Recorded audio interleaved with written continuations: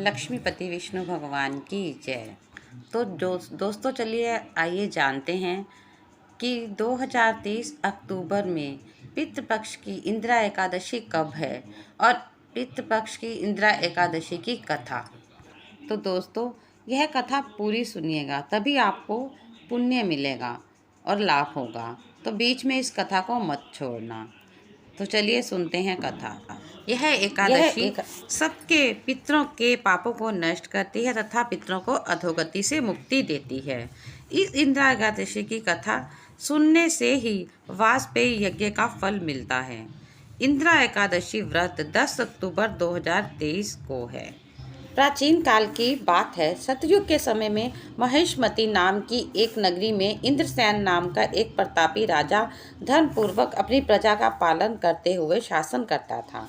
वह राजा पुत्र पौत्र धन आदि से संपन्न था और विष्णु भगवान का परम भक्त था। एक दिन जब वह राजा सुखपूर्वक अपनी सभा में बैठा था तो आकाश मार्ग से महर्षि नारद उतरकर उसकी सभा में आए। राजा उन्हें देखते ही हाथ जोड़कर खड़े हो गए और विधिपूर्वक आसन देकर उन्हें बैठाया। सुख से बैठकर मुनि ने कहा, राजा से पूछा, हे राजन, आपके सातों अंग कुशल पूर्वक तो हैं? तुम्हारी बुद्धि धर्म में और तुम्हारा मन विष्णु भक्ति में तो लगा रहता है। देवर्षि नारद की बातें सुनकर राजा बोले कि मैं तो सब कुशल पूर्वक हूँ, तो आप किस कारण से आए हैं, आप बताइए। तब ऋषि बोले कि हे राजन, आप आश्चर्य देने वाले मेरे वचनों को सुने। मैं एक समय ब्रह्मलोक से यमलोक को गया। वहाँ श्रद्धापूर्वक यमराज से पूजित होकर मैंने धर्मशील और सत्यवान धर्मराज की प्रशंसा की। उसी यमराज की सभा में महान ज्ञानी और धर्मात्मा तुम्हारे पिता को एकादशी का व्रत भंग होने के कारण देखा। उन्होंने संदेशा दिया है जो मैं तुम्हें बताता हूँ।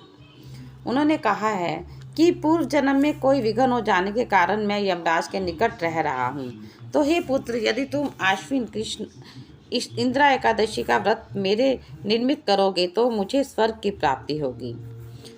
इतना कह सुनकर राजा इंद्रसेन कहने लगा कि हे महर्षि, आप इस बात की विधि मुझसे कहिए। नारद जी कहने लगे कि आश्विन माह के कृष्ण पक्ष की दशमी के दिन तुम सुबह जल्दी से उठ जाना और नदी में जाकर स्नान करना और श्रद्धापूर्वक पितरों का श्राद्ध करना और एक बार भोजन करें। फिर व्रत के नियमों सहित प्रतिज्ञा करें कि मैं आज संपूर्ण भोगों को त्याग कर निराहार एकादशी व्रत करूंगा और ब्राह्मणों को फलाहार भोजन कराऊंगा। दक्षिणा दूंगा। पितरों के श्राद्ध से जो बच जाए उसे सूंघकर गाय को दूंगा तथा दीप धूप पुष्प नैवेद्य गंध आदि सब सामग्री से ऋषिकेश भगवान का पूजन करूंगा। रात में भगवान के निकट जागरण करूंगा।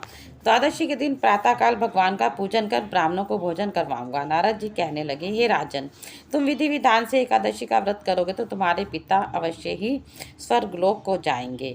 इतना कहकर नारद जी चले गए। राजा ने अपने पिता के लिए विधि विधान से किया और पिता के श्राद्ध को भी नियम अनुसार किया। तो राजा क्या देखते हैं, उसके पिता गरुड़ पर चढ़कर विष्णु लोक को चले गए। राजा इंद्रसेन भी एकादशी के प्रभाव से अपने राज्य को अपने अंत में अपने पुत्र को सिंहासन पर बैठाकर स्वर्गलोक को चले गई। इंदिरा एकादशी की कथा को पढ़ने सुनने से मनुष्य सब पापों से छूट जाता है और सब प्रकार के भोगों को भोग कर वैकुंठ को प्राप्त होता है। तो गाइस, ये वीडियो मेरी यहीं तक थी। उम्मीद करती हूँ आपको मेरी वीडियो बहुत पसंद आएगी। तो कमेंट में राधे राधे लिखना बिल्कुल मत भूलना। लक्ष्मीपति विष्णु भगवान की जय। कृष्ण बलराम की जय।